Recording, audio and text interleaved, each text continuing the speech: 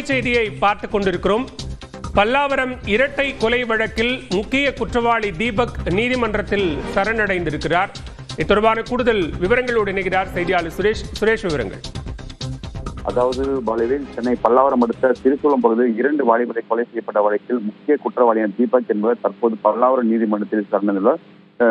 தீபக் முக்கிய குற்றவாளி என்பதால் 4 தனிப்படை அமைத்து தீவிரமாக தேடி வந்த நிலையில் தற்போது நீதிமன்ற சரணடைந்தார். அவரை அழைத்து சென்று பல்லாவரம் போலீசார் விசாரணை துரிதமாக மேற்கொண்டு வருகின்றனர். குறிப்பாக இந்த கொலை சம்பவத்தில் மொத்தம் 12 பேர் இந்த கொலை சம்பவத்தில் ஈடுபட்டதாக போலீஸ் தரப்பில் கூறப்பட்ட நிலையில் 9 பேர் 2 சிறுவர் உட்பட 8 பேரை போலீசார் கைது செய்த நிலையில் தற்போது முக்கிய குற்றவாளியான தீபக் என்ற அழைத்து வந்து விசாரணையானது தற்போது மேற்கொண்டு வந்தது. குறிப்பாக இந்த கொலை சம்பவத்தில் முக்கிய யார் பெரியவர், யார் கெத்து என்ற ஒரு போட்டியே இந்த கொலை இரட்டை கொலை சம்பவத்தில் இருந்ததாக போலீஸ் தரப்பில் கூறப்படுது. குறிப்பாக இந்த தீபக் என்பவர் கடந்த 5 வருடங்களாக கஞ்சா மற்றும் போதை மாத்திரைகள் மற்றும் வழிப்பறி போன்ற சம்பவங்களில் ஈடுபட்டதும் கடந்த 1 மாதத்திற்கு முன்பு